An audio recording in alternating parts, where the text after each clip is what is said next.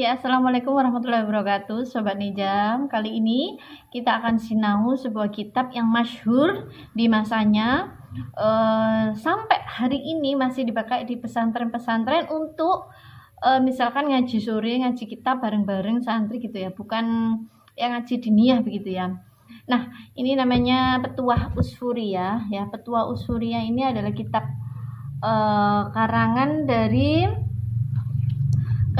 Asy-Syaikh Muhammad bin Abdurrahman Al-Usfuri. Nah, ada apa di balik kitab ini? Ada apa di balik judul buku ini atau kitab ini? Kenapa kok kitabnya namanya Usfuriyah gitu ya?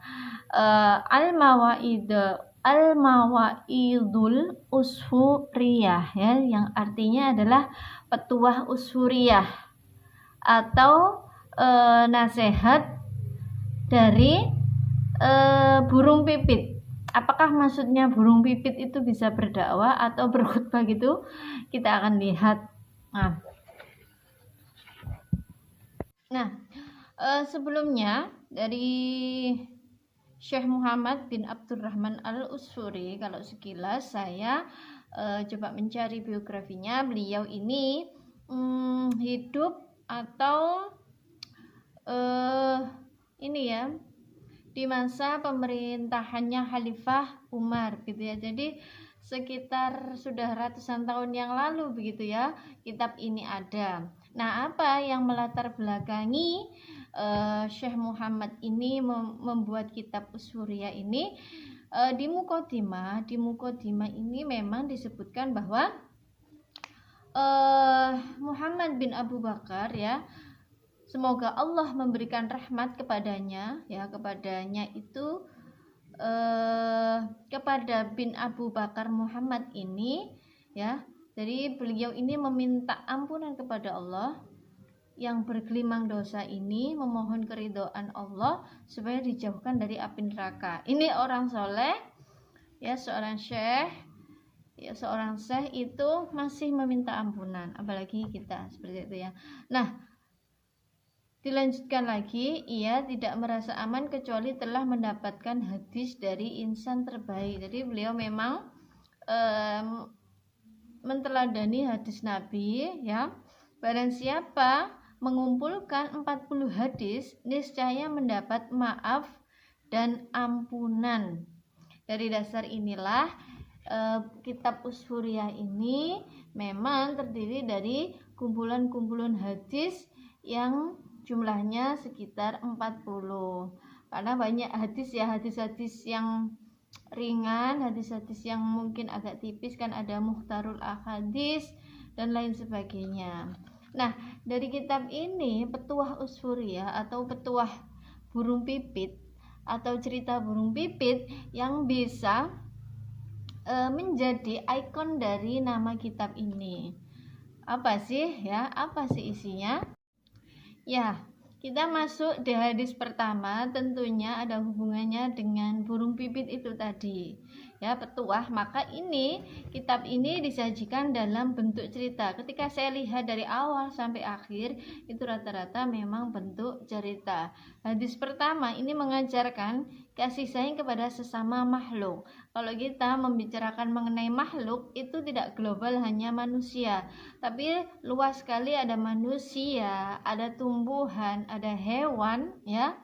Bahkan kita mendengar ada seorang sahabat yang diampuni dosanya karena memberi air pada anjing di padang pasir yang kehausan. Nah, cerita ini akan memberikan teladan kepada kita untuk berkasih sayang kepada makhluk.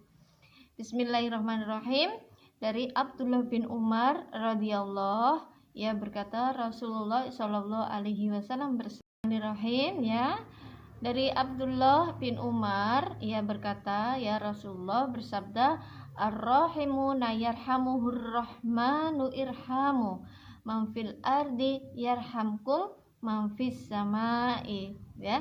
Yang artinya orang-orang yang suka menyayang, mereka itu akan dikasihani oleh yang maha pengasih ya. Kasihanilah siapa yang berada di bumi, niscaya kamu akan dikasihani oleh orang yang berada di langit.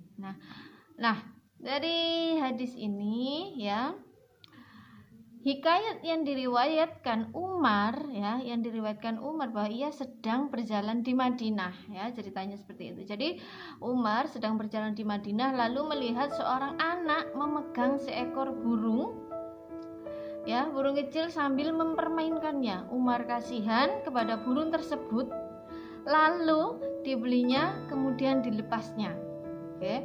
Nah, tatkala Umar meninggal dunia, banyak orang melihatnya dalam mimpi dan menanyakan keadaan dalam mimpi itu. Apakah yang dilakukan Allah kepadamu? Umar menjawab, Allah mengampuni dan memaafkan aku. Orang-orang itu bertanya, dengan apa engkau mendapatkan ampunan itu? Apakah dengan keadilan atau dengan kezuhudanmu? Umar menjawab, tatkala kalian memasukkan aku di dalam kubur dan menutupiku dengan tanah, kalian tinggalkan aku sendirian. Kemudian datang 2 orang malaikat yang menakutkan sehingga hilang akal dan gemetar persendianku lantaran kewibaan mereka. Keduanya memegang, menundukkan dan ingin menanyaiku. Kudengar suruhan dari suara gaib, tinggalkanlah hambaku dan jangan menakutkannya.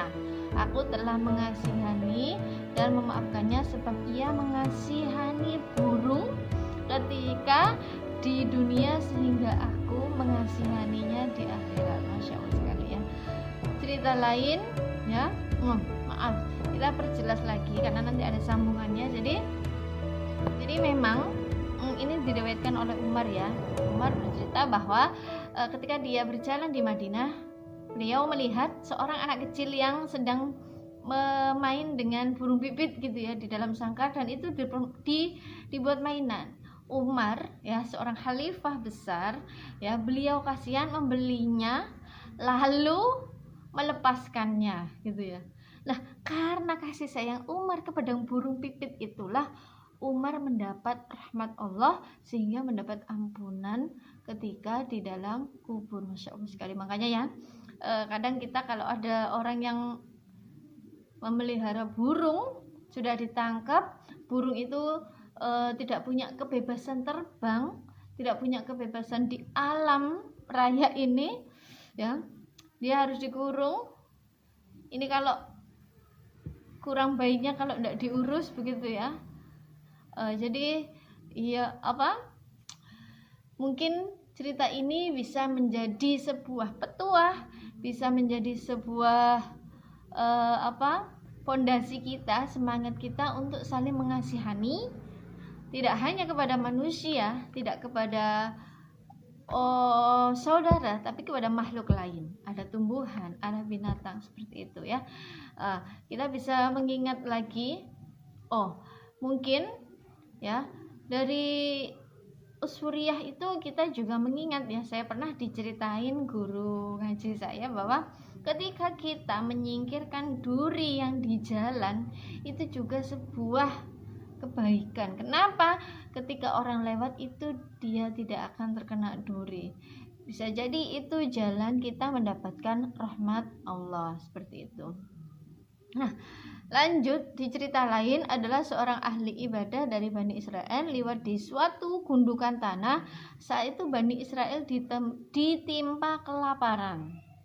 Ia bercita-cita dalam hati, seandainya tanah itu berubah menjadi tepung, niscaya bisa dalam hati, seandainya tanah itu berubah jadi tepung, niscaya bisa mengenyangkan perut Bani Israel. Kemudian Allah mewahyukan kepada salah seorang nabi mereka, katakanlah kepada si fulan, kepada Bani Israel itu tadi ya, bahwa Allah telah memberikan pahala bagimu seperti andai kata tanah itu berubah menjadi tepung lalu engkau bersedekah dengannya.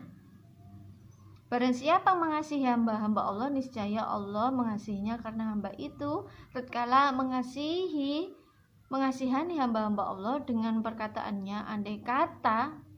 Masya Allah ya. Jadi si Bani Israel ini hanya masih mengucap di kata-kata saja, itu tanah loh ya, andai kata tanah itu berubah menjadi tepung, saya akan bersedekah. Hanya ucapan dalam hati seperti itu Allah sudah mengasihaninya. Nah, andai kata tanah itu berubah menjadi tepung, niscaya bisa mengenyangkan orang-orang, maka ia pun akan mendapatkan pahala sebagaimana apabila dilakukannya. Subhanallah sekali. Jadi niat itu masih diucapkan dalam hati, belum terlaksana, Allah sudah mengabarkan kabar gembira bahwa Allah sudah mengampuni dan memberikan kebaikan sesuai yang diucapkannya. Sekian dari saya ya. Kita akan lihat, kita akan pilih hadis-hadis yang lain di kitab ini ya. Tunggu video selanjutnya. Jangan lupa like, komen, dan subscribe. Wassalamualaikum warahmatullahi wabarakatuh.